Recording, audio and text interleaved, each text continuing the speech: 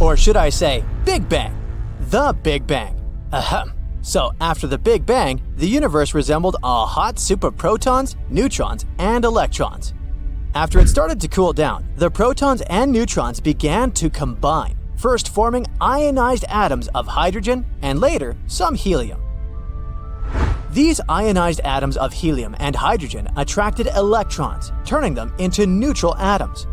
As a result, the light was able to travel freely for the first time ever, since it was no longer scattering off free electrons. What does it mean? The universe was no longer dark. At the same time, it was still about a few 100 million years after the Big Bang before the very first sources of light started to appear. That's when the cosmic dark ages came to an end. We don't know for sure what this universe's first light looked like or how the first stars formed. Luckily, we have the James Webb Space Telescope to help us find the answers. How come? All because this is an infrared telescope. Why is it important? Let's figure it out. Imagine a star. It's a very, very old star, maybe the first star out there. Light leaves this star 13.6 billion years ago and settles off on an incredible journey through space and time. It needs to get to our telescopes. By the time this light reaches us, its color or wavelength shifts towards red. That's something we call a redshift.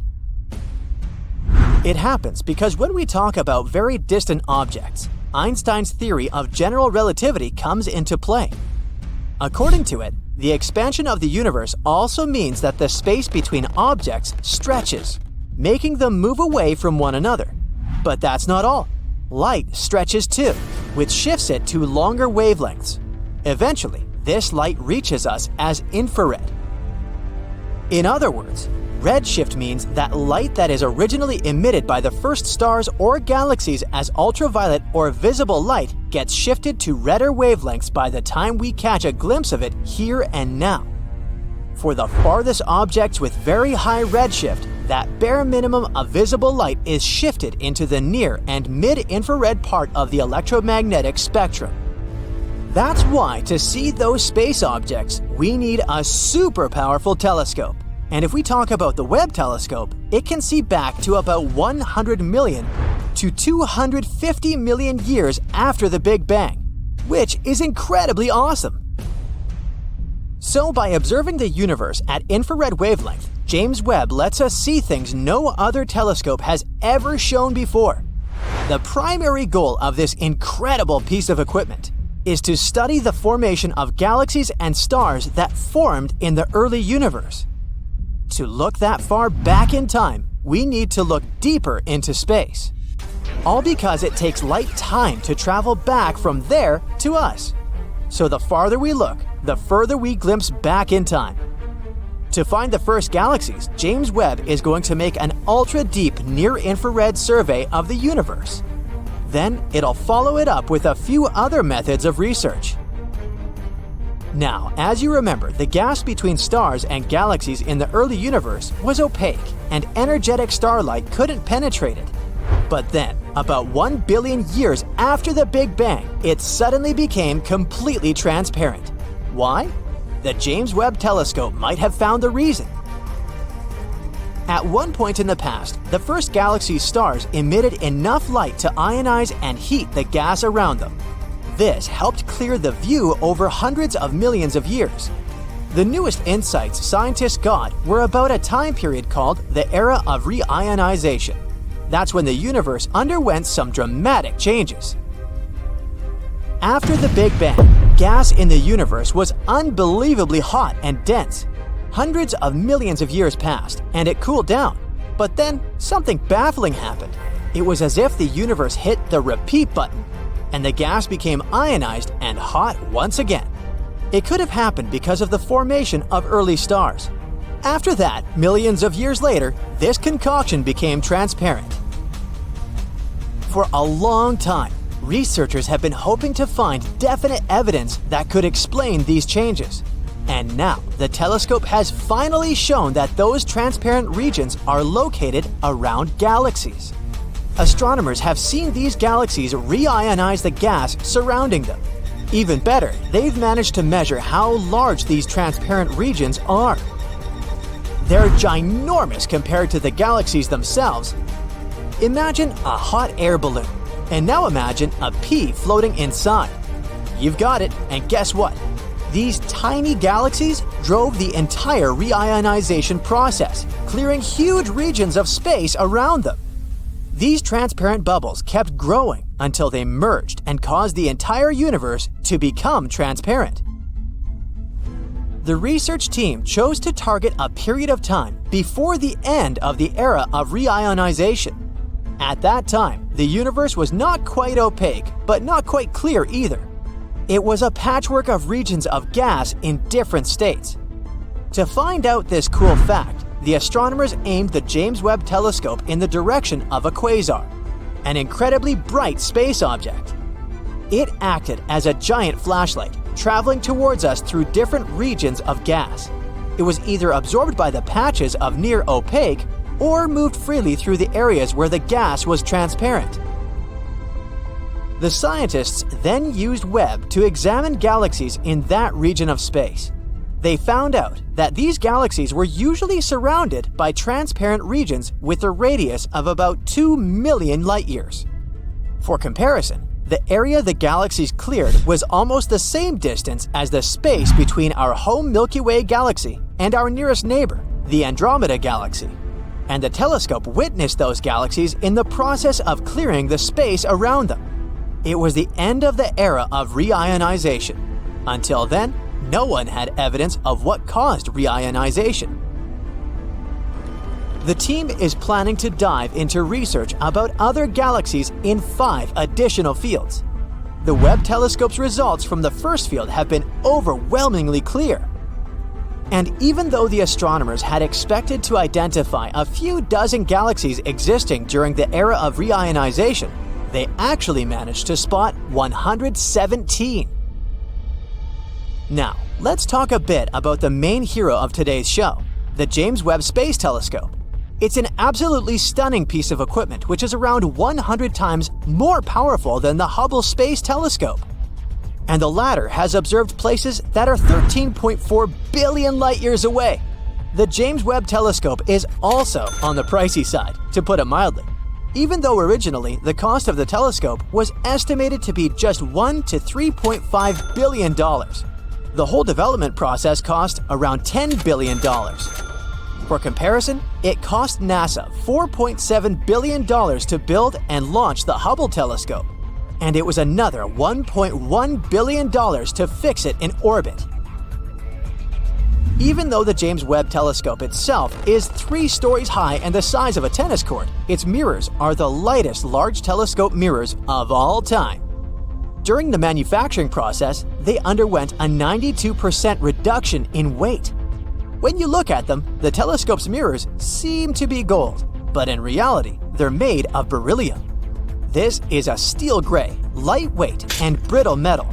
A gold coating is applied to each mirror, that's true, but they can't be produced entirely out of gold, since this precious metal tends to expand and contract, even with small temperature changes.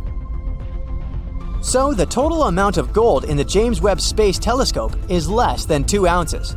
That's a golf ball-sized piece of gold. And the gold plates covering the mirror are less than 1,000 atoms thick. As for the telescope's abilities, it would be able to clearly see a US penny from 24 miles away and a football from 340 miles away.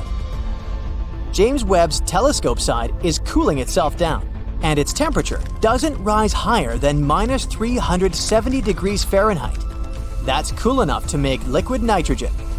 A truly enormous 5-layered sun shield surrounds the telescope and reflects away as much sunlight as possible, letting the telescope stay cool.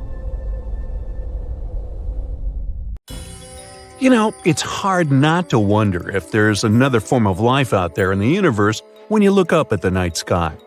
There's this thing called the Fermi paradox. Basically says this: if civilizations that might live somewhere out there in the universe are so common, why haven't we found any signs of them? We look really hard, but we haven't stumbled over any proof that there are other forms of life somewhere in space. And we suspect there could be many civilizations, because scientists have calculated there are possibly billions of habitable planets in our galaxy alone. So, it would seem reasonable to assume that some of these planets could have developed intelligent life, possibly even civilizations that are more advanced than ours. So, the Fermi paradox basically says, hey, where's the party? How come we weren't invited? And one of the potential answers to why we haven't found any other form of life in the universe is something called the Great Filter Theory.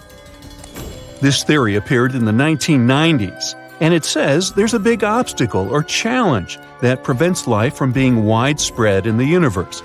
It's called the Great Filter because it suggests that there is a filter that most, if not all, civilizations must pass through in order to become really cool and advanced, like the ones from science fiction movies. But so far, there are no signs of other civilizations like that, or even some real evidence of any form of life. Maybe it's really hard to evolve into a complex life form, or maybe it's really hard to develop the technology to travel through space. Either way, it sounds like a tricky obstacle all intelligent civilizations may face, the one that doesn't allow them to make any progress beyond a certain point. It means they might have come to a certain level of development and then something happened that destroyed them, like an asteroid impact or an environmental disaster. Or they could cause their own demise, and bam, everything they've achieved is gone. So the Great Filter suggests there's some kind of obstacle that stops intelligent civilizations from becoming advanced enough to make contact with other civilizations or colonize other planets. This theory presents two interesting scenarios. The first one says that the filter lies in our past and that we have already overcome it. This would mean we have passed the hardest phase and the test in general. Well, woohoo! But it would also mean that intelligent life is relatively rare in the universe and that we may be the only advanced civilization that exists at the moment. So, the universe could really be relatively empty when it comes to intelligent life. That means the chances that we'll make some friends from other planets and visit them in our super cool spaceships are low. Well, that's sad. But the second scenario is a lot worse. It states that the filter could actually lie in our future. We haven't faced this mysterious and pretty advanced test yet.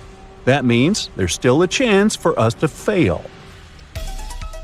If the filter really does lie in our future, it may mean there are many intelligent civilizations out there, but they're all struggling to overcome the same obstacles that we could face sooner than we think. They may be trying to pass these tests, stay alive, and send us a message that we're not alone and that they would like to visit us too. One of the things the Great Filter Theory talks about is the development of artificial intelligence, or AI. As AI technologies become more advanced, it's possible that it could pose a threat to humanity, or lead to unwanted consequences if we're not careful enough with it. There's still hope, though. Not everything is so dark and gloomy. Maybe some civilizations have already passed the Great Filter and are out there in the universe, and they'll manage to send us a message. Maybe a life form that is still not bigger than bacteria is somewhere out there, and they haven't come to the level where they're developed enough to communicate with us. Or maybe we'll be the ones to pass the test and send a message to others one day. Well, either way, scientists are not giving up. They will keep looking for traces of life all around us in space, especially in our solar system. And some of their discoveries tell us we may not need to look beyond our own neighborhood to find signs of life. First, there's Enceladus, a small moon that circles around Saturn. In the beginning, researchers believed it was just a plain rock covered in ice. But in 2005, NASA's Cassini spacecraft took pictures of geysers of frozen water that were spewed from cracks in the southern part of Enceladus. One of the most likely explanations is that there are oceans of liquid water lying under the frozen surface. They remain warm because of the gravitational forces between Enceladus and other Saturn's moons. Water is a key element for development of life, so you never know. Also, scientists have discovered the presence of phosphorus on Enceladus. which is another essential element for life to appear.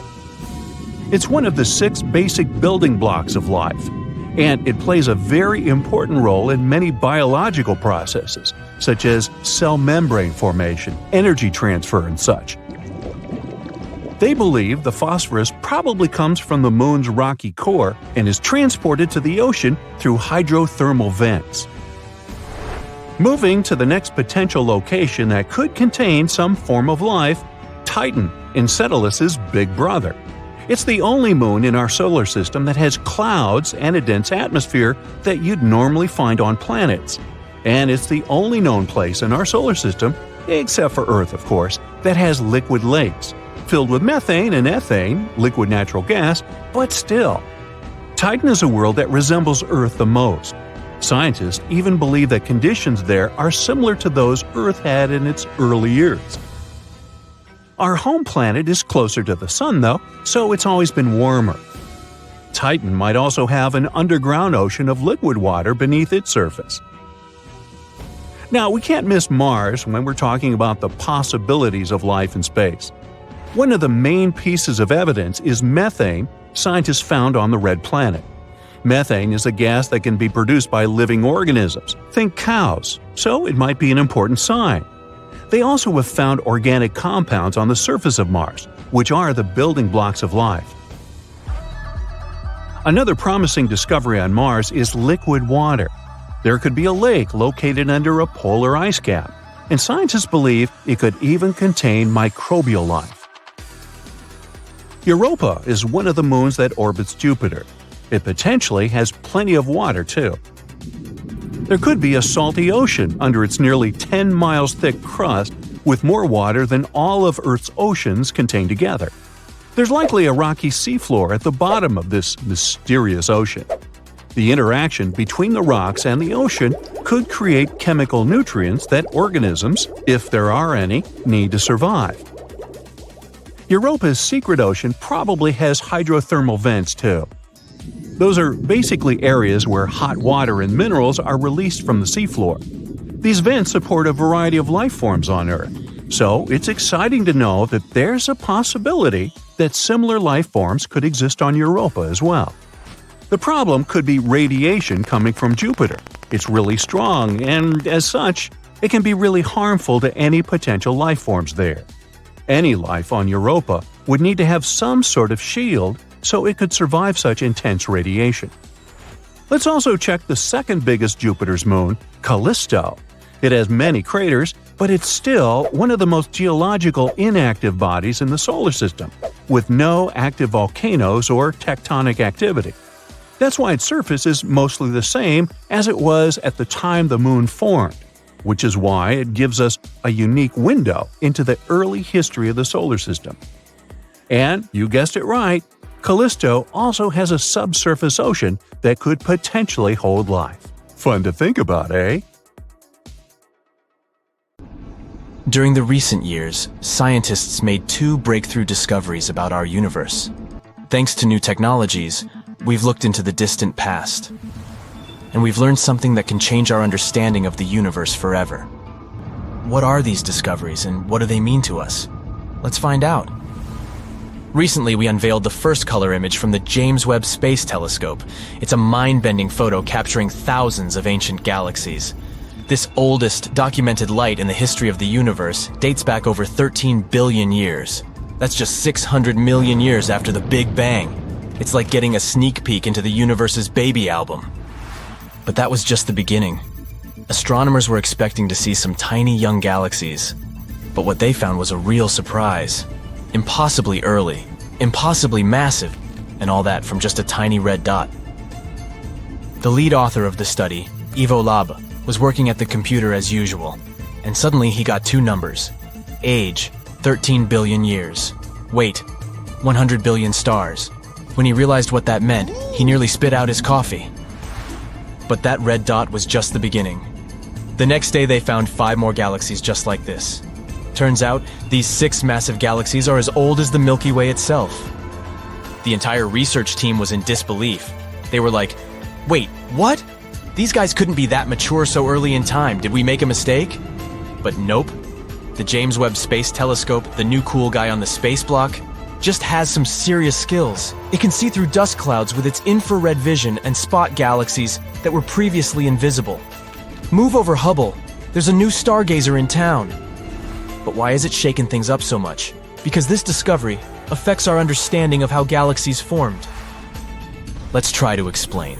A long time ago, 13.8 billion years ago to be precise, our universe was born. It was chilling out for a while, and then it started to form the first galaxies.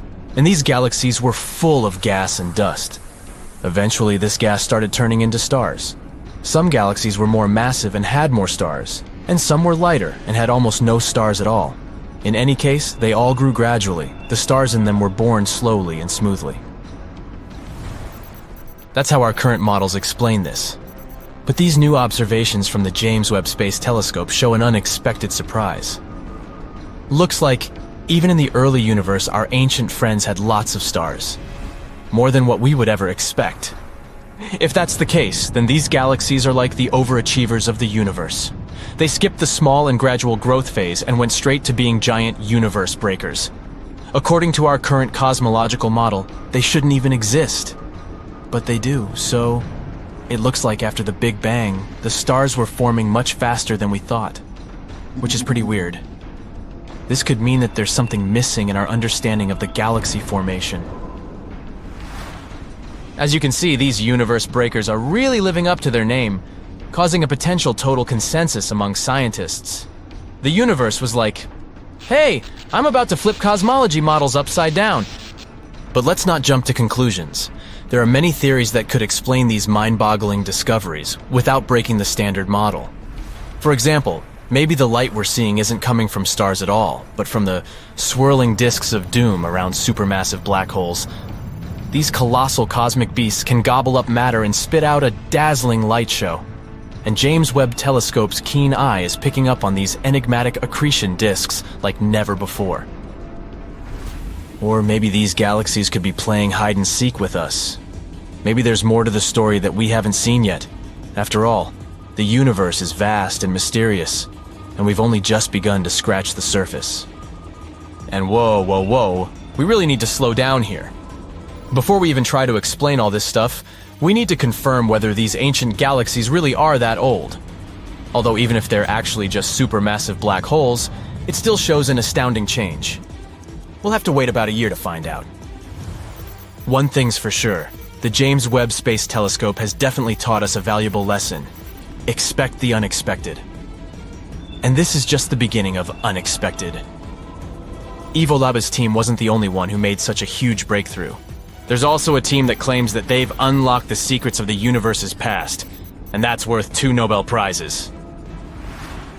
Move over James Webb Space Telescope, because this discovery came from an antenna that's smaller than a fridge and costs less than $5 million. Talk about space bargain hunting! The astronomers caught this signal that showed some surprises. It was coming from the earliest stars of our universe, back in the days when they were just beginning to twinkle. Say hi to our celestial ancestors again. Now, the signal was pretty weird. The temperatures were unusually low, and there was a pronounced wave that left astronomers scratching their heads. What could be causing all this? Well, there's a theory.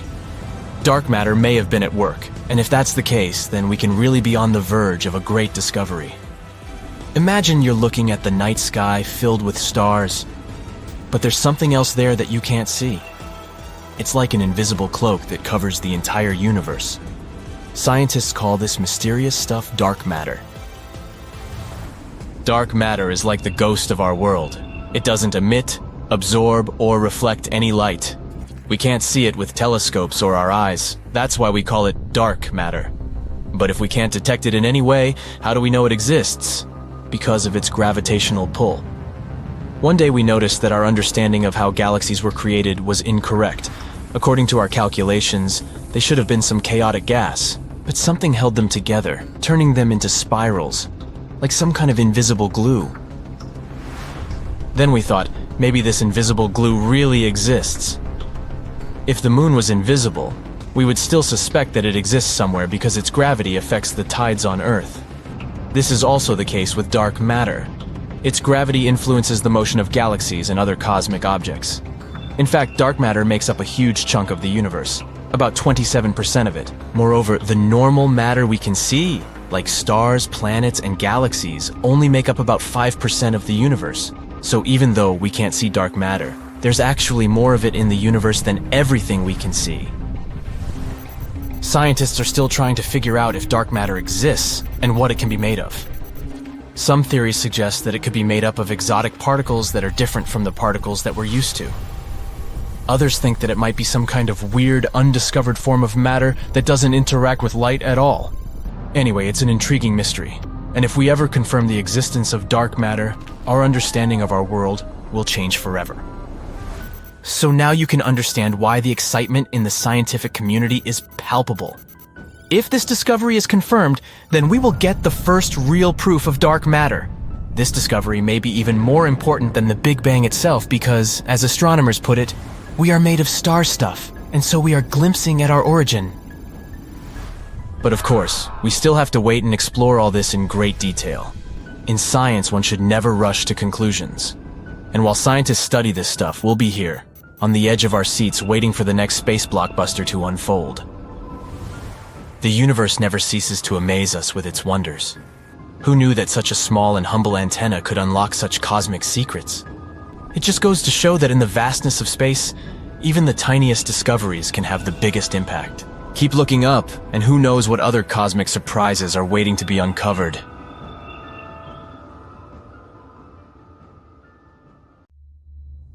Earth. Home. The third blue rock from the Sun. The only known planet where life can thrive. We have around 78% nitrogen, 21% oxygen, and 1% argon, water vapor, and carbon dioxide, give or take. The perfect balance to support our respiration. The troposphere is the lowest and densest part of Earth's atmosphere, 5 to 9 miles thick. It's the part of the atmosphere that keeps changing our weather. For any life to exist, we would need this atmosphere and the same combination of gases to breathe.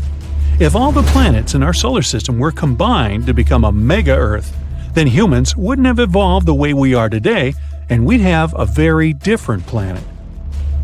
If we take the landscape of Mars, we'll only have solid land without large bodies of water. Earth is the only planet in our solar system with bodies of water. One of the first wonders to see will be Olympus Mons, the largest volcano in the solar system. It towers Mount Everest by a long shot at 78,000 feet above the ground. Valles Marineris is a group of canyons that make the Grand Canyon in the U.S. feel like a average one. This wonder stretches for almost 2,500 miles and goes more than 4 miles deep. On top of these epic terrains, there's plenty of other grand-scale locations on Mars that are way bigger than the ones on Earth. The planet might be as large as Jupiter. If the Earth were the size of a grape, then Jupiter would be the size of a basketball. We'd have the size of Jupiter and the rings of Saturn floating around us. The rings may seem like some large chunks of rock in the air, but they're actually ice particles and chunks of iced rocks. They range from the size of pebbles to car-sized ones.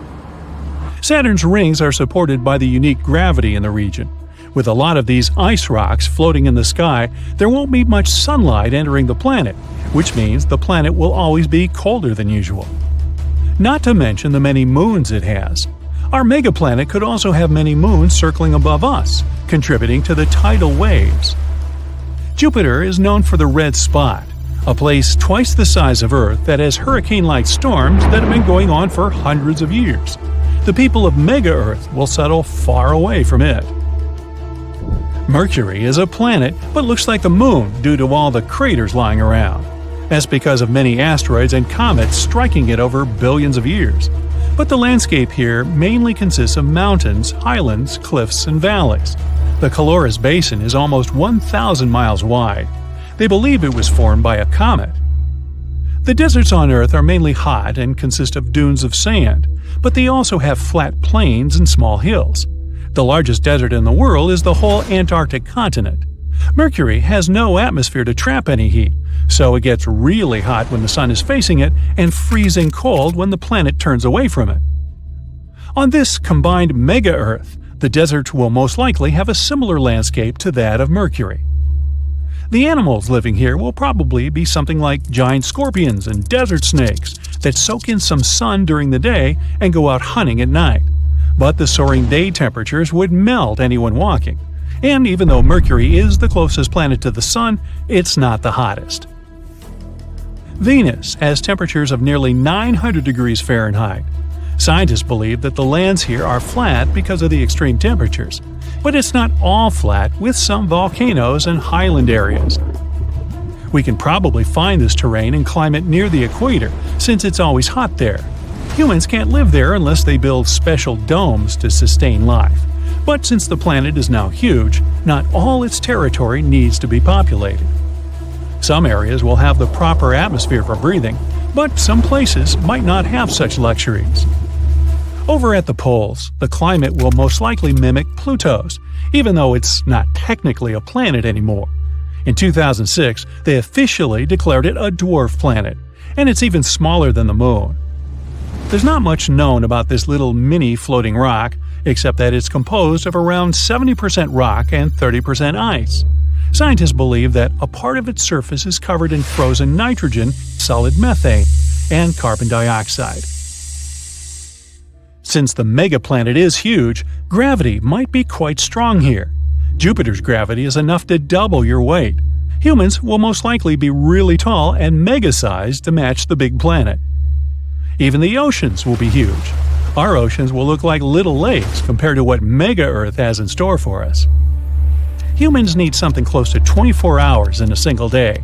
Our bodies adjusted to it quite well, but it wouldn't affect us too much if the day had a few extra hours or a few hours less. We can't live on any other planet without wearing the proper gear. We wouldn't last more than a few seconds in places like Jupiter, Neptune, and Saturn. It's possible to last as long as you can hold your breath on Mars. The atmosphere is thin and the gravity is similar to ours, but you might freeze. Even though it's a red planet, it's actually very cold and has ice caps in the poles covered with carbon dioxide. The same's true for Mercury. You can only last there as long as you can hold your breath and be in the sweet spot between the sunrise and the sunset. Ancient civilizations wouldn't have been as diverse as they were on Earth, since the extreme terrains and conditions wouldn't have allowed for discovery and training. But eventually, as humans developed special technologies for certain areas, different cultures would emerge. Many animals would also evolve in specific and unique ways, but because of the planet's enormous size, isolation, and being on top of the food chain would let certain animals be around since the beginning of the planet without evolving. So it's possible that this mega-Earth might have ancient dinosaurs roaming around, and they'd be even bigger than the ones on Earth. And even though there's a high chance that some humans might be physically different than each other, there might even be more than one species of humans living on opposite ends of the planet. Because of the isolation, they evolved in their own ways according to their surroundings. Over the centuries, technological advancements would spread different cultures around, and we'd be more open to each other. Neanderthals and Homo sapiens once lived side by side and were considered as the two species of humans. Neanderthals were intelligent and used tools for hunting and drawing. Homo sapiens were survivors and wandered around to discover new land. There could be two dominant human species and other minor ones that live in certain areas on Mega-Earth. They'd be bigger, tougher, and faster than us.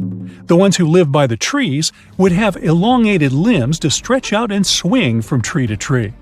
The ones that live in savannas will probably run really fast and have long legs for that. Countries and cities will be bigger than what we have on regular Earth. A country can be as big as Earth itself. The human population can reach tens of billions. Special transportation technology might be invented for people to travel from one continent to another. Covering those distances can take months or even years if using regular aircraft. High-speed trains that travel so fast over land and rocket-like planes going through the sky. Traveling through oceans will require extremely sturdy ships. Traveling through the Atlantic Ocean is already scary for many, so imagine going on a voyage across a body of water that's potentially 8 times the size of Earth. We're going to need a bigger boat. There'll be areas to avoid, like the red spot with its perpetual storms raging on. But the tourist industry might have some room for anyone who wants to see it. Living on such a huge planet is unlikely going to become a reality for most of us anytime soon. But scientists are already discussing moving to other planets to find a new home for humans. In space, no one can hear you scream. Or is that, in space, no one can hear ice cream? Well, either way, we know that no supernovas, crashing asteroids, and burning planets make a sound in space. Or do they? What if you actually can hear something out there? Well, let's see. Okie dokie, back to middle school. Sound is a mechanical wave originating from vibration. What exactly does that mean? Well, the simplest example is guitar strings. Let's pluck one of them. It starts to vibrate. The atoms inside the metal string begin to push and beat the atoms of the air around them. So now, atoms are constantly pushing each other until they reach our ears. It's like a wave from a pebble thrown into a pond, and it happens very quickly, at a speed of about 761 miles per hour. Then our eardrums begin to vibrate at the same frequency, and the little bones inside our ears transmit this vibration to the brain. The brain then does its magic, recognizes the pattern, and turns it into sounds. Great! Now we know that we need some particles to create sound, and we can find these particles in gases, liquids, and solid substances. And what about space? Nope, it's almost a perfect vacuum. And you've probably already heard that there's no sound in space because it's a vacuum. But what does it actually mean? Well, a vacuum is a perfect void. It's an area completely devoid of matter. It means there's nothing there. Yeah, despite all those celestial bodies in space, there's actually no air in between them. No atoms, no particles, nothing, nada, zippo. Well, almost. To be honest, the perfect vacuum doesn't really exist. We can't get rid of atoms for good. But space is very close to this notion. On average, there are 15 to 80 atoms per 1 cubic inch. This may sound like a big number, but keep in mind that these atoms are tiny, and the void distance between them is huge. For comparison, 1 cubic inch of air contains about 16,000 atoms. So, of course, with such a low density, these atoms can't push each other. Even if the vibration is very strong, like, I don't know, a supernova, they still won't be able to do that. So, movies have been lying to us. All these epic space scenes actually take place in an awkward silence. Who would have guessed? But don't get upset. What if I tell you there are, in fact, some ways to hear sound in space? First of all, there's still sound on other planets. If there's an atmosphere on a space body, or at least something like gas, water, or a solid surface, there will be sound. In our case, the atmosphere becomes completely silent at about 60 miles above the Earth's surface. That's where the sky stops being blue and a black starry veil begins. In any case, we'd have to land on another planet, or at least get close to its atmosphere to hear something. But whatever it is, it would sound very different. Let's take our favorite Venus as an example. The atmosphere there is very dense. Scientists jokingly call it a thick chemical soup. No thanks. So, if you somehow managed to stay alive and speak there, your voice would be very different. It would become much louder, and it would sound deeper. So, if you want a pleasant baritone, you know what to do. I wonder what would happen if Earth had a denser atmosphere. What would we hear then?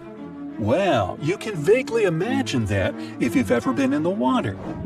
Water is very dense. Sound moves there much faster and better compared to the air, at a speed of almost a mile per second, depending on the water temperature. So if you sit in an empty room with no sound sources, you won't hear much, right? Now, dip your head in the water and check out how the same silence sounds here. It's not quiet at all. Even if you ignore the ever-present sounds of the water itself, you'll immediately notice how well you can hear your own body, how your blood pulsates in the veins, how your heart works, the slightest movement of your fingers. Kinda creepy, isn't it? This gives us an idea of what would happen to us on a planet with a denser atmosphere. And that's just crazy. We would hear everything. from scurrying animals to the movement of tectonic plates. Ah, come on, you'd probably say. It's obvious that there's sound on other planets. But didn't you say we can hear something in open space? Actually, yes. For example, in a cloud of dust. You can find space dust almost everywhere in space. It may be the remains of a star or something else. And in these places, everything is a bit denser than usual. This means there are probably dust clouds where particles are very close to each other, which means they can produce sounds. Of course, those will be very quiet and transmitted over a very short distance. But it's better than nothing, right?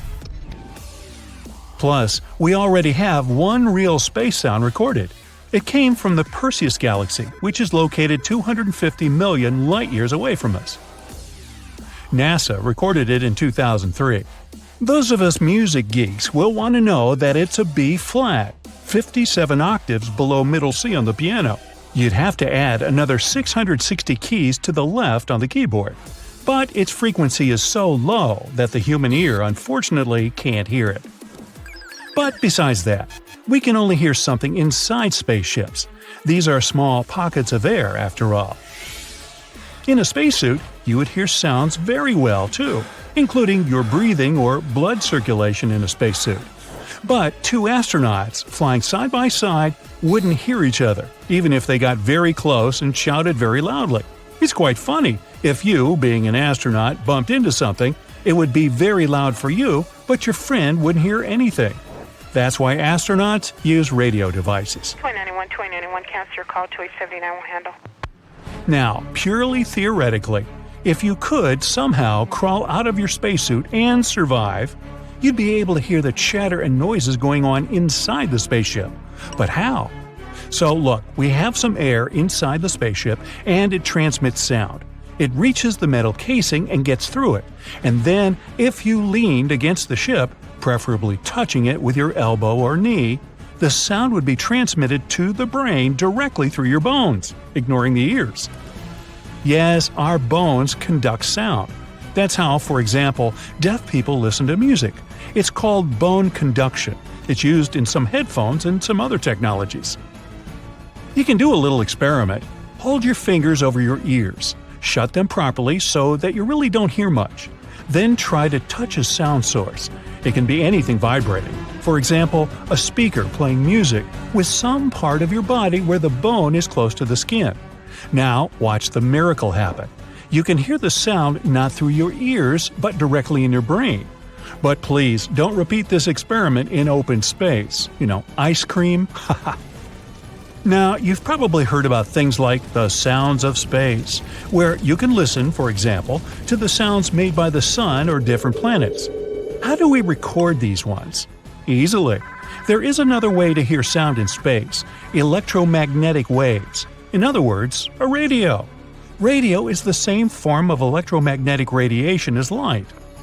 These waves can travel in a vacuum without any problems. Astronauts' transmitters work that way. An astronaut says something to their friend. The sound waves turn into radio waves, reach the other person, and are then converted back into sounds. And this is how we get so-called space sounds. Our planet is actually very loud in that regard. We're sending a huge amount of radio waves into the universe, all radio signals we've ever listened to. It's a pity that they travel only 110 light-years away from us. But I think it's good that we don't hear everything that happens in space. Imagine if sound could easily travel through the universe. We would hear everything, from solar flares to nearby supernovas. Horrifying, right? So maybe we're just lucky. Hey, remember, in space, you can hear ice cream. Chocolate! Vanilla! Now in space, inky darkness between blinding points of light does a great job. It hides black holes, gaping, hungry, and scary. Their blackness makes it really difficult for astronomers to find detailed information about these space monsters. When a powerful and massive star reaches the end of its life, it can't just fade into nothingness. One of the most likely scenarios, the star will run out of its nuclear fuel. Then, in a blazing flash of light, it'll collapse under its own gravity. If the star was large enough, it'll turn into a black hole. There's a hypothetical type of black hole called primordial. Scientists have never gotten any real proof of their existence. These holes are insanely old and quite tiny, by black hole standards that is. Astronomers believe they could appear several milliseconds after the Big Bang. At that time, stars and galaxies weren't born yet. It means primordial black holes probably witnessed the entire history of the universe. By now, the smallest primordial black holes have most likely evaporated away, but the bigger ones can still be scattered out there in space. But how did primordial black holes appear in the first place? In the very beginning, space wasn't the same. In some regions, it was hotter, in others, cooler, and some areas were extremely dense. Scientists believe these dense spots could collapse into primordial black holes. The most curious thing, though? These holes might be so small exactly because they popped up right after the Big Bang. The longer it took a black hole to appear, the larger it was. The mass difference between older, smaller, and younger, bigger black holes was incredible. Compare the mass 1,000 times greater than our Sun's and that of a jelly bean. Now you get it. There was a theory that primordial black holes could actually be dark matter. This matter is believed to make up around 80% of the mass of the observable universe. Astronomers can't see this bizarre ingredient directly since it doesn't emit light or any kind of energy. The idea remained unpopular for decades, but recently, scientists have realized there are many more black holes in the universe than they used to think, and it means the theory might actually work. And the vast and still hidden from us population of Big Bang black holes could not only make up but be dark matter. After all, astronomers haven't discovered a single dark matter particle yet, even after decades of searching. Some scientists argue that dark matter can't be tons of multi-sized primordial black holes. They would collide far too often for this to work out. Others object that black holes might exist in twos, and then a third one can always approach the pair and replace one of the initial holes. After all, our universe is swarming with black holes, and there's no lack of them. This process would repeat again and again, meaning there would be almost no merges or collisions. Primordial black holes might stay in clusters the size of the distance between our Sun and the nearest star. Each of these clusters can be home to thousands of black holes, all crammed together. A 30 solar mass monster of a black hole might sit at the center, with more common stellar ones occupying the rest of the space. Such clusters can be everywhere astronomers think dark matter is. But so far, this is still only an exciting theory, and some scientists don't support it yet. More data is needed. Now, black holes sometimes behave like massive galactic volcanoes. From time to time, they flare up, but instead of spewing lava, they produce enormous amounts of energy, and it makes gaping holes in the surrounding material and gas. A short while ago, scientists discovered one of the largest craters in the universe. Radio and X-ray telescopes detected a supermassive black hole that threw a temper tantrum many years ago. It happened in a galaxy cluster about 390 million light-years away from Earth. The crater left behind, which was actually a hole punched in the cluster's hot gas, could fit 15 Milky Way galaxies. Whoa! Recently, astronomers have found out that one of the most massive stars in the neighborhood might just have vanished. The star used to hover in space 75 million light-years away from Earth.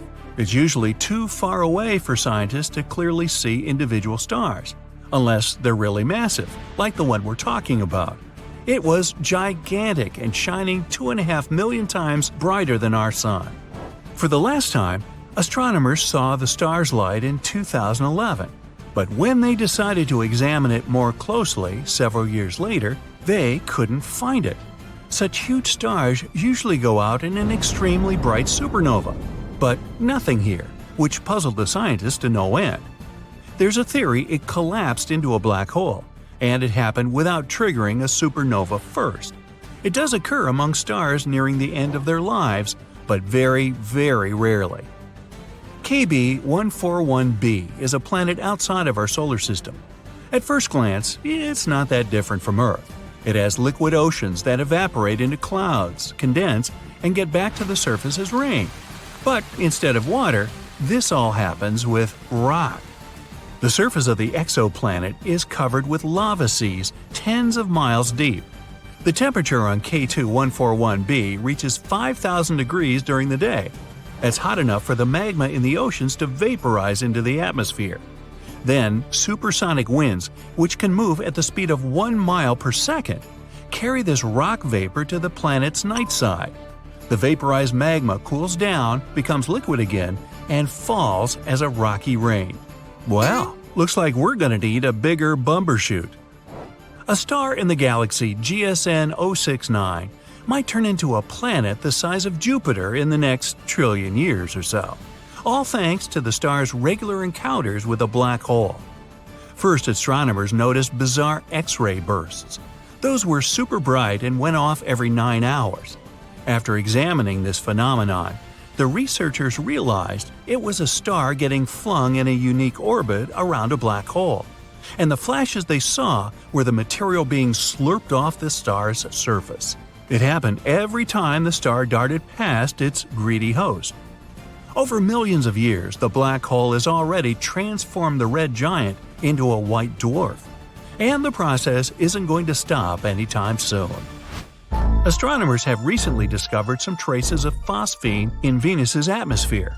On Earth, this colorless and flammable gas is often found near microbes.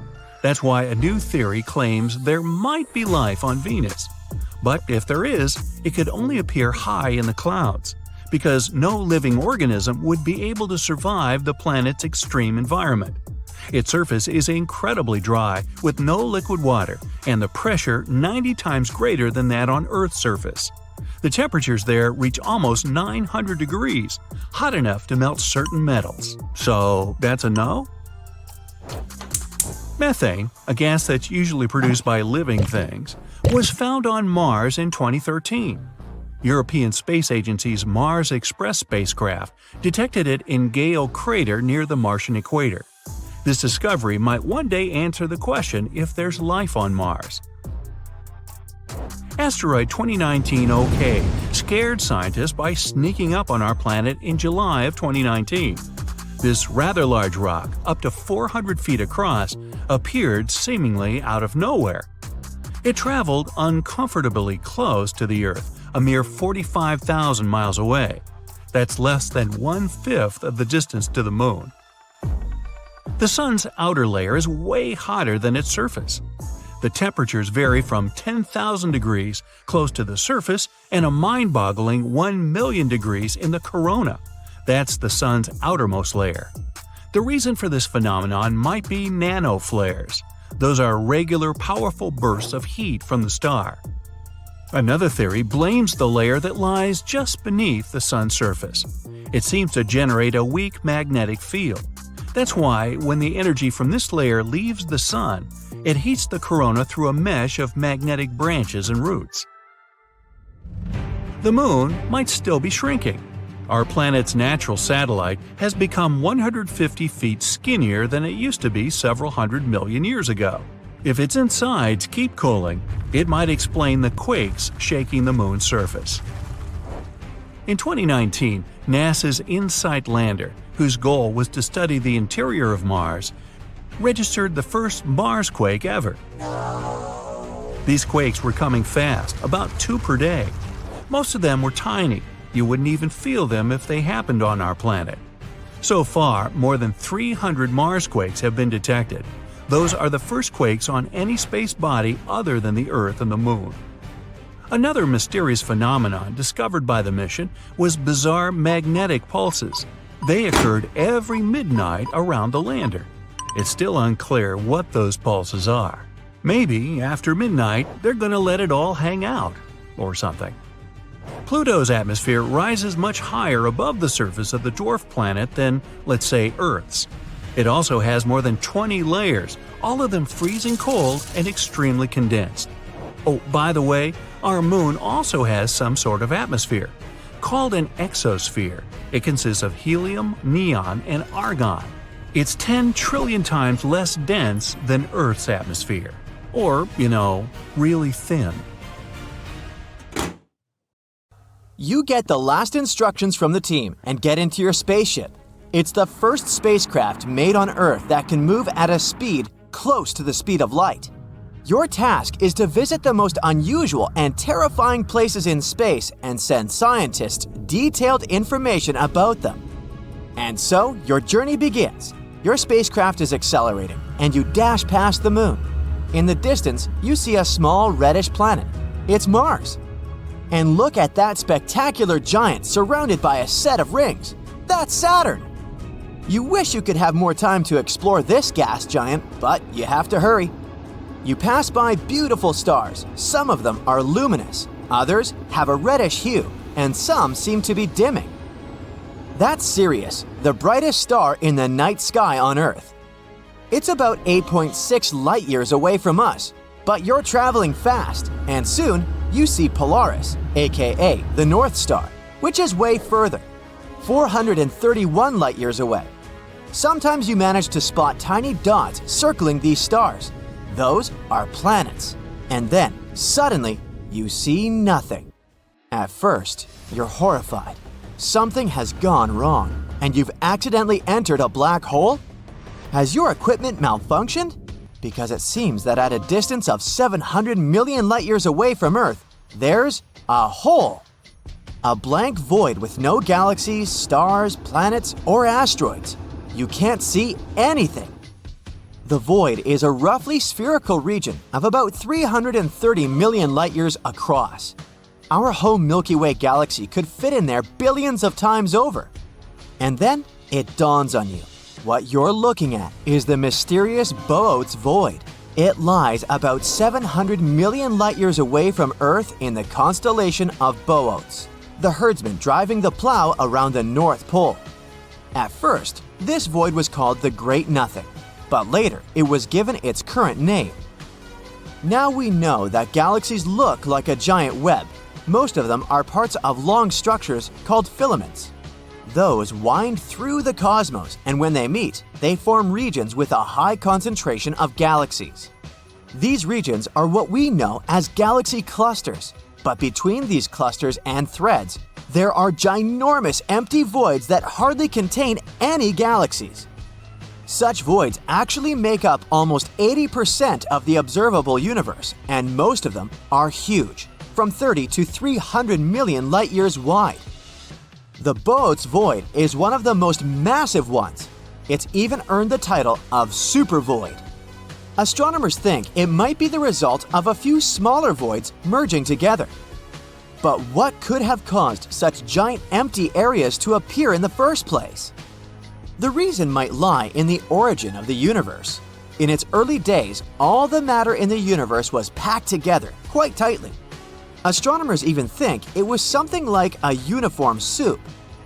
But pretty soon, random quantum fluctuations started distributing this matter. Some areas became denser. As a result, their gravitational pull became stronger, and they began stealing matter from less dense regions. This made such areas even denser, and they kept attracting more and more matter. At the same time, smaller clumps of matter started drifting further away from the center, forming galaxies. After staring at nothingness for some time, you decide to explore other space objects and start the engine of your spacecraft again. There's one kind of space formation you've been looking forward to seeing: nebulas. Those are gigantic clouds of gas and dust. With time, gravity starts to pull these clumps of dust and gas together. They grow larger and larger, and their gravity gets more powerful. Sounds familiar, doesn't it? One day, this mass becomes so big that it collapses under its own gravity and forms new stars.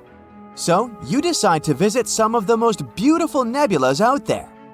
And you start with the Butterfly Nebula. This butterfly's wingspan is more than 3 light-years. And the structure inside the nebula is one of the most complicated ever observed. The central star, a white dwarf, is heated to an incredible 450,000 degrees Fahrenheit. It means it was formed from a gargantuan star, likely more than 5 times the size of our Sun.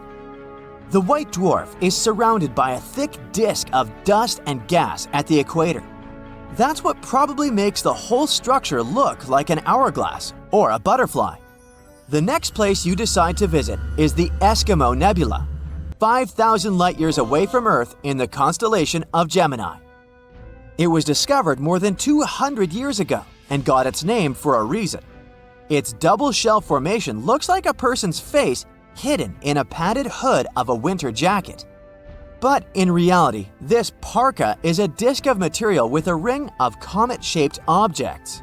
And the tails of these objects stream away from the star at the center of the Eskimo Nebula. The bizarre orange streaks in the outer part of the cloud stretch light-years away in all directions. As for the Eskimo's face, even though it resembles a ball of twine, in reality, it's a bubble of material blown into space by the wind of high-speed material produced by the central star. Your next destination is the Ring Nebula. At first sight, it's a giant cloud of dust and gas surrounding an old, almost extinguished star, which does look like a ring. But astronomers say the nebula isn't a bagel, it's a jelly-filled donut. The deep space colorful object more than 2,000 light-years away from Earth is actually a ring that wraps around a blue, ball-shaped structure. Each end of the structure sticks out of the ring's opposite sides. Now you can head to a place called the Pillars of Creation. You find it more than 7,000 light-years away from Earth in the Eagle Nebula. That's a young cluster of stars just 5.5 million years old, space babies. Once, the Hubble Space Telescope managed to take an image of several dark silhouettes near the nebula's center. And now you can see them with your own eyes. Those are the so-called Pillars of Creation, an active star-forming region. And since you've already visited a star-forming region, why don't you drop by a living fossil galaxy? For example, DG-SAT-1. It's as big as the Milky Way, but it's nearly invisible because its stars are spread out incredibly thinly. But what makes the galaxy so unique is that it's sitting all alone, unlike other galaxies of this kind, which are usually found in clusters. It can mean that DG-SAT-1 was formed in a different era, probably a mere 1 billion years after the Big Bang. If it's true, the galaxy is a real living fossil. The next stop on your space sightseeing tour is the Black Widow Pulsar. Just like its spider namesake, this rotating neutron star is munching on its partner, a lightweight brown dwarf star. The more material the pulsar consumes, the more slowly it spins. The energy the neutron star is losing in the process causes the companion star to dwindle. Oh, look at this! That's a stellar nursery in the constellation of Centaurus. But even though this place might be called nursery, it's anything but peaceful or safe. This region, made up of hydrogen and newborn stars, is located in a nebula in the constellation of Centaurus, around 6,500 light-years away from Earth. The intense energy these baby stars emit makes hydrogen clouds glow ominous red. This energy is so powerful that it's eating away dark clouds of dust, and they're disappearing like lumps of butter on a hot frying pan. You're continuing your journey when you see something absolutely amazing, a cloud of water floating in space. To be more precise, it's a cloud of water vapor surrounding a supermassive black hole 12 billion light-years away from Earth. The cloud contains 140 trillion times the entire volume of water on our planet. Astronomers believe this water cloud appeared just 1.6 billion years later than the universe itself. Weird, unusual sounds out of nowhere are spreading all over our galaxy, constantly repeating, and it's something we've never heard before. Scientists discovered it in 2020, and it was nothing like any of the other energy signatures they ever studied. Powerful and bright radio signals occurring from time to time, mysteriously disappearing within a day. It doesn't fit the profile of any space body we know. The signal is a bit irritating, and it disappears without a schedule. When scientists tried to match the signal with some other telescopes, it was gone.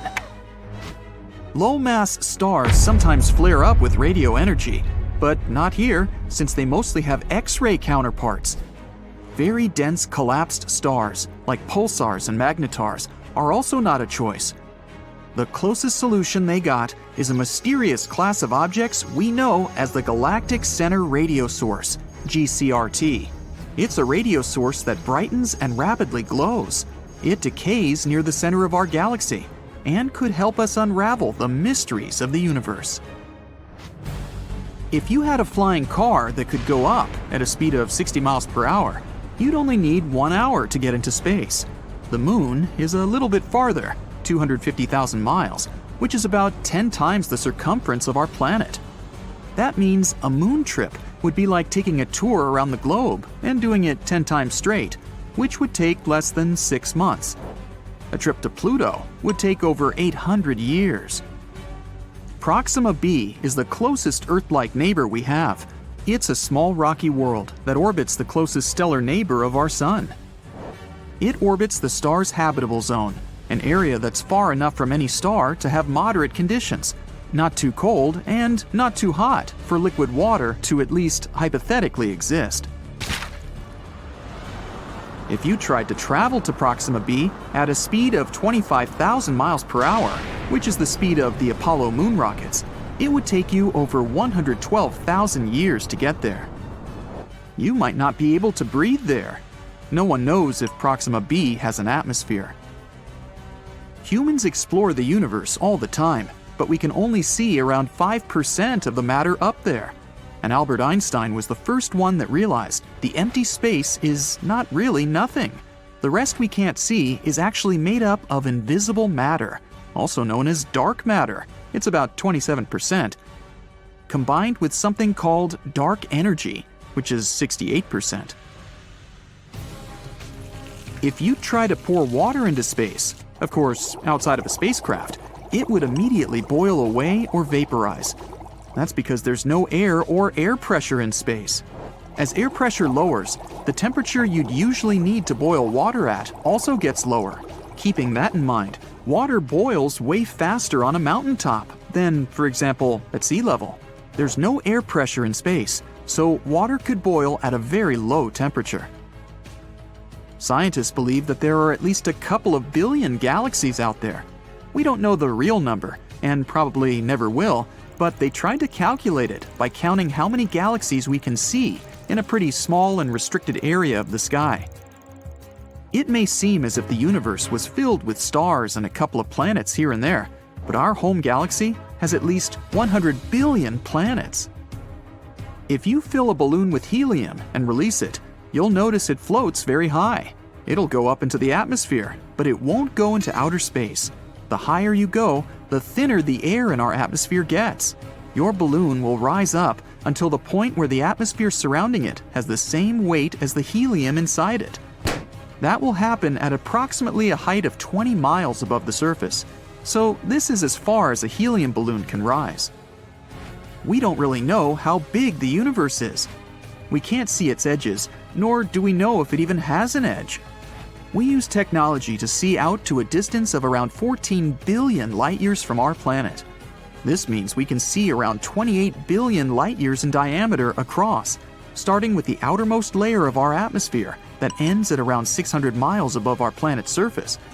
Although the size of the universe is constantly changing and gets bigger through time. Mercury is closest to the Sun, so most people think it's the hottest planet too. Still, Venus is the hottest planet.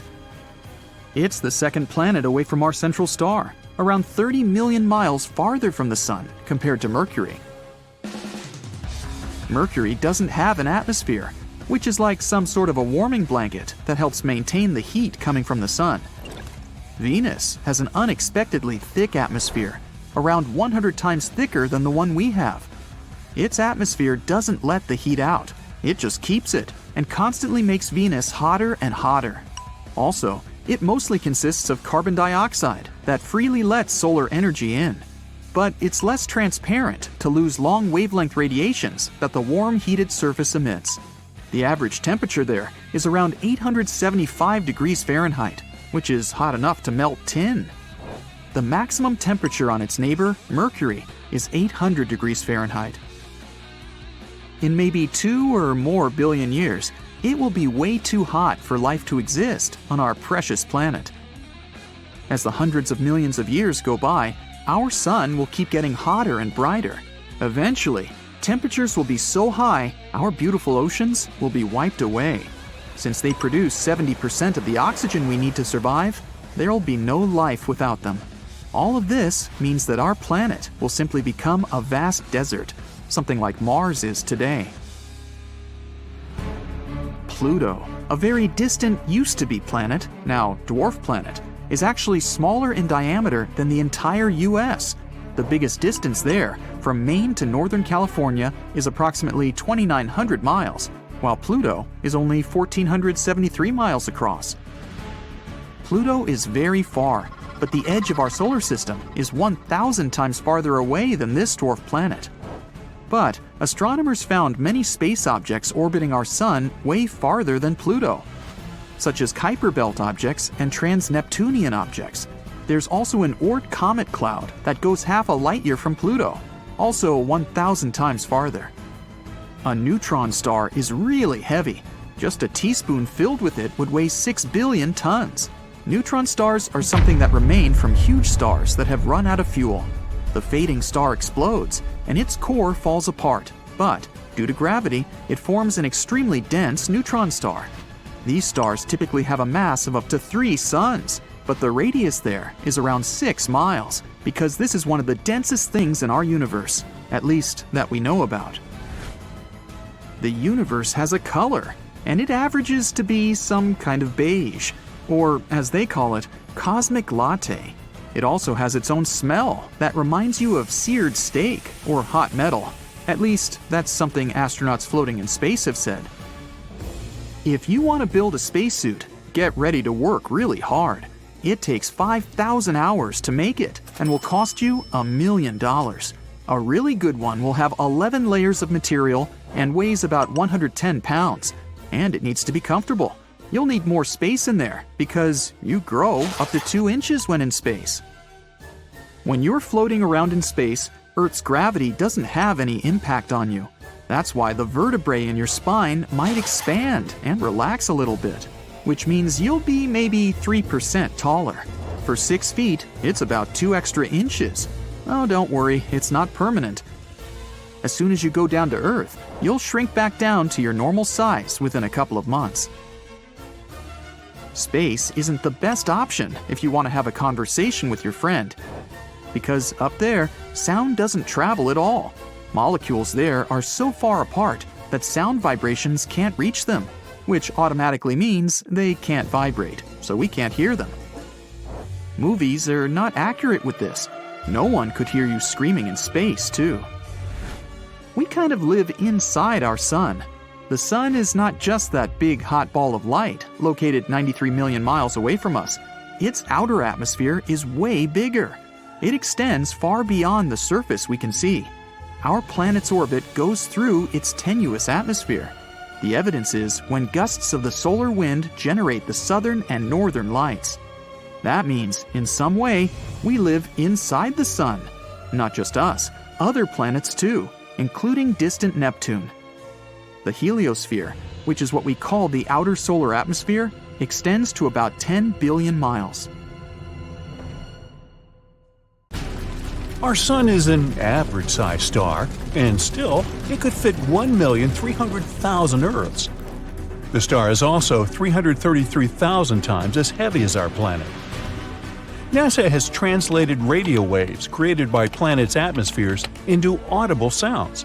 That's how astronomers found out that Neptune sounds like ocean waves, Jupiter like being underwater, and Saturn's voice resembles background music to a horror movie.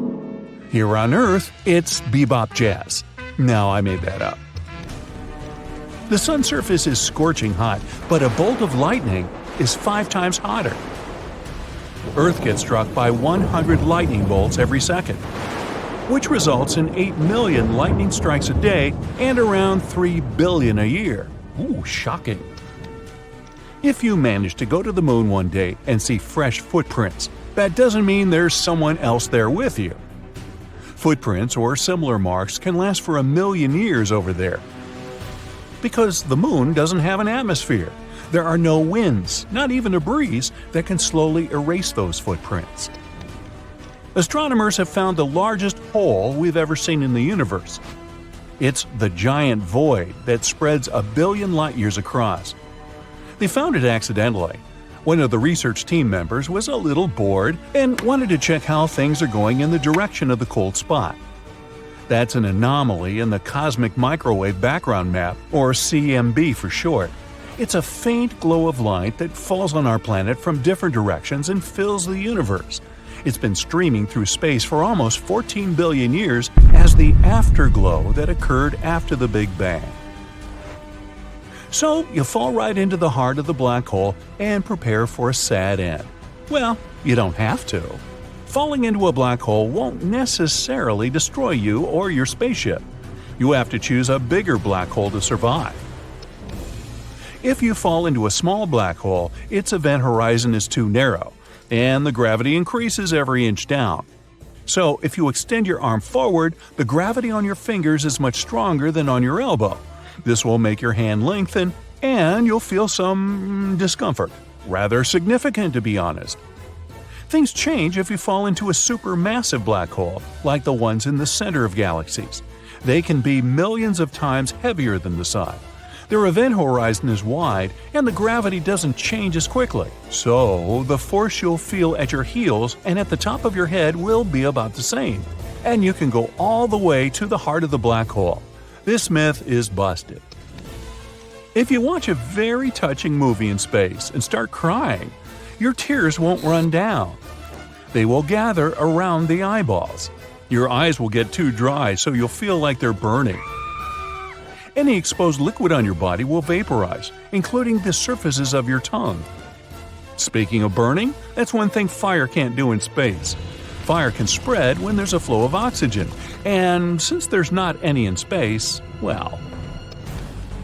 Once they explode, stars aren't supposed to come back to life. But some of the stars somehow have survived the great supernova explosion. Such zombie stars are pretty rare. Scientists found a really big one called LP 40-365. It's a partially burned white dwarf. A white dwarf is a star that burned up all of the hydrogen, and that hydrogen was previously its nuclear fuel. In this case, the final explosion was maybe weaker than it usually is, not powerful enough to destroy the entire star. It's like a star wanted to explode but didn't make it, which is why part of the matter still survived. If you ever go into space, don't take off your spacesuit unless you're on a spaceship. Air in your lungs would expand, as well as the oxygen in the rest of your body. You'd be like a balloon, twice your regular size. Good news, the skin is elastic enough to hold you together, which means you wouldn't explode. Small comfort. When something goes into a black hole, it changes shape and gets stretched out just like spaghetti. This happens because gravitational force is trying to stretch an object in one direction, but at the same time squeeze it into another, like a pasta paradox. Speaking of, a black hole that's as big as a single atom has the mass of a really big mountain. There's one at the center of the Milky Way called Sagittarius A. It has a mass like for 1 billion suns, but luckily it's far away from us. If you made a big boom on an asteroid, you'd never be able to hear its loud sound. Yes, we often hear the sound of spaceships and battles in space in the movies, but that's just a myth. Sound is a wave that spreads because of the vibrations of molecules. A person claps a few feet away from you, the sound wave begins to push the first air molecule next to the clap, then the second, third, and so on, until the wave reaches your ear. So, to spread sound, we need molecules like air or water. In our atmosphere, sound waves spread out just fine, but space is a vacuum, so it's nothing here. You can clap your hands loudly there, but there just won't be any molecules that can vibrate and carry that sound. So, to carry on a conversation, you'd either need a radio or really good lip-reading skills. Meteoroids orbit the Sun, while the majority of human-made debris orbits our planet. For example, we launched almost 9,000 spacecraft around the world from satellites to rocket ships. Even the tiniest pieces can damage a spacecraft at such high speeds. Galaxies, planets, comets, asteroids, stars, space bodies are things we can actually see in space. But they make up less than 5% of the total universe. Dark matter, one of the biggest mysteries in space, is the name we use for all the mass in the universe that's still invisible to us. And there's a lot of it. It may even make 25% of the universe. Dark energy makes the other 70% of the universe. That adds up to 100, right? Now, let's look at the moon. It always looks at us with one side. This means the moon has a dark side and the sun's rays never get there. Well, that's a myth. The whole point is that the moon is gravitationally locked to the Earth. There are days and nights there, too. It's just that this rotation is perfectly aligned with the rotation of the Earth. So, whenever you look at the moon, you only see one side. Although there are days when the sun shines there too, so it's not the dark side, it's the far side. And we even have pictures of this place. And there's one of the biggest craters in our entire solar system, the South Pole Aitken Basin. It's as wide as 2 states of Texas. Yeehaw! One myth that turned out to be untrue is that people have never actually been on the moon. This is the original spacesuit of the first astronauts who were there. Look at the sole of the shoe. Some people claim there's no way they could have left footprints like this there. Actually, they could. On the moon, the astronauts wore extra boots over their suits, and their soles matched the footprints on the moon perfectly. Now, the astronauts didn't need them when they left the moon and tossed them when the moonwalk was over. They left a lot of stuff there, too. They even tossed the armrests of the seats in the lunar module to reduce the weight. Now, counting all the Apollo lunar missions, the total weight of rubbish on the moon is approximately 187 tons, including several lunar rovers, spacecraft debris, 6 lunar modules, and all the experiments left behind. That's like 3 Boeing 737s. Another myth about the sun is that it's yellow. Let's send you into space for this one. You look out the window and it's white. The sun only appears yellow to us through the filter of our atmosphere. The composition of the air and its thickness just distorts the light of the star. But stars do come in different colors. Cooler stars have bright orange and red colors. These are usually very old stars, older than our sun. But young and very hot stars are bright blue. The sun is about in the middle of this spectrum. Oh, one more myth about asteroids. We need to fly a little farther than Mars's orbit. Whoa, we're in an asteroid belt, and we constantly have to dodge giant rocks and blocks of ice. We got in some dense asteroid clouds. Not true. The fact is that space is huge, and the distances are incredible. All the rocks and debris in the asteroid belt are only 4% of the weight of the moon, so there really aren't that many of them there. To understand the dimension of the emptiness in space, look at the collision of 2 galaxies. There are billions of stars in each of them. If we mix them up, it's unlikely there will be any collisions even here. All aboard! This is the Intergalactic Cruiser. The destination on your ticket is a tour of the local group of galaxies, featuring the large and small Magellanic galaxies, the Orion Nebula, the Andromeda and Triangulum galaxies, and a few surprises in between. Tickets, please. Be advised you may experience a slight tingling sensation as we rev into hyperspace. The ship and everything in it is going through a dimensional phase change. It's nothing to worry about. The tingling passes quickly. Now, passengers, as we head toward galactic latitude 180 degrees north, as Terrarians are accustomed to calling it, our first main item of interest will be an intense star-forming region known as M42, the Orion Nebula, But first, a special treat by the captain that's not on the advertised itinerary. The Horsehead Nebula. It's off to the port side. That's left for you Aggies. Its designation is M43. The newborn star at the top of the Horse's Head has a strong solar wind that is deforming the shape of the nebular cloud. Get a good look at it now, because in a few thousand years, those gases will be completely blown away by the star-like nebula that made our sun. Yep, long gone, except for the nebular gases captured by Jupiter, Saturn, Uranus, and Neptune. Okay now, one of our junior explorers asks a question. What is the M in M42 and M43? Well, young lady, the M stands for Messier. Pronounced Messier, not Messier, as in, is your room messier than mine? Charles Messier to be precise, was a French astronomer in the 18th century. He published a catalog of 110 fuzzy objects as seen through an early telescope. The Horsehead Nebula is number 43 on his list. We'll see more M's as we continue our tour. Heads up, we're coming to the Orion Nebula. The gases in the nebula may seem less colorful than you expect. That's because we're accustomed to seeing long-exposure telescopic photos and enhanced photos designed to highlight the different gases in the nebula. May I suggest using the pair of tinted glasses that come with your onboarding packet if you want to heighten your experience. In we go! Now, it's a good thing we are in hyperspace. As we approach the trapezium star cluster in the center, the bright star, Theta C, sends out a solar wind at 5 million miles an hour. It sculpts the whole cloud of gas and dust, creating shock waves that compress nearby stars.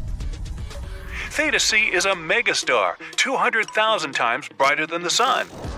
It will go supernova in about 1 million years. I won't be around then. Oxygen, hydrogen, and sulfur glow in ionized states like a fluorescent light bulb. Oxygen blue, hydrogen red, some green and sulfur, and dust glow as yellow-orange. As we pull out of the Orion Nebula and rise high above the galactic plane, the spiral arms of the Milky Way are visible. Our sun, which you cannot distinguish from this height above the galaxy, is in the Orion spur that lies between the outer Perseus arm and the inner Sagittarius arm. Notice the center of the Milky Way contains a bright magnetic bar that plays an essential part in star formation. Over 70% of nearby galaxies include magnetic bars. It's a sign of a mature galaxy. Only 20% of distant galaxies contain magnetic bars in their cores. Which reminds me, passengers, the juice bar is now open. Our H1 server will take your orders. Now, that's the Andromeda Galaxy far, far out to the port side. But may I call your attention to the many dwarf galaxies, over 40 of them, that populate our galactic neighborhood. We're heading to one now. The Large Magellanic Cloud, LMC to astronomers, is an irregular dwarf satellite galaxy of the Milky Way, containing about 30 billion stars with a dynamic star-forming region called the Tarantula Nebula, which we will be cruising through shortly. Of course, if there is a large Magellanic Cloud, there must be a small Magellanic Cloud, SMC. And there it is, below and to the left of the LMC. The Milky Way will eventually ingest both dwarf galaxies. Some prefer the word accreted, but the result is the same. If you use your tinted glasses again, you can see that the LMC has stripped away a tremendous amount of gas from the SMC, as they have interacted gravitationally over millions of years. Hey, I know all about gas. Now we're heading out of the Milky Way to a distance of about 50 kiloparsecs. That's 50,000 parsecs, or about 163,000 light years. So, what's a parsec? No, it's not slang for pair of socks. A parsec is about 3.26 light years. A light year is about 5.88 trillion miles. The word parsec is a combination of two words, parallax and second. Parallax is the shift an object seems to make when viewed from two different perspectives. Looking at an object with your left eye and then your right eye, you'll see the object appear to shift. That's parallax. when an astronomical object is photographed with the Earth on one side of the Sun and then again 6 months later on the other side of the Sun, the shift is measurable in degrees of arc, or minutes of arc, or seconds of arc, down to milliseconds of arc. That's a parsec, a parallax of 1 arc second, which turns out to be 3.26 light years. Hey, what about a Joan of Arc? That's how you measure distances in France. Ha ha! Meanwhile, since you can't measure a light year with a ruler or a tape measure, parsecs are the scientific way of telling the distance to a star or intergalactic object. The greater the parallax, the closer the object is. The smaller the parallax, the farther away it is. Now, straight ahead in the heart of the Tarantula Nebula is the R136 star cluster. Within a distance of 1 light year, there are over 40 stars each with a mass over 50 times that of the Sun. Wow! Comparatively, there isn't a single other star within 4 light years of our home star, Sol, and that's a good thing. You can see supernova 1987A at about 2 o'clock high. A blue giant star, 100,000 times brighter than the Sun, experienced a core implosion, resulting in a Type II supernova 100 million times brighter than the Sun.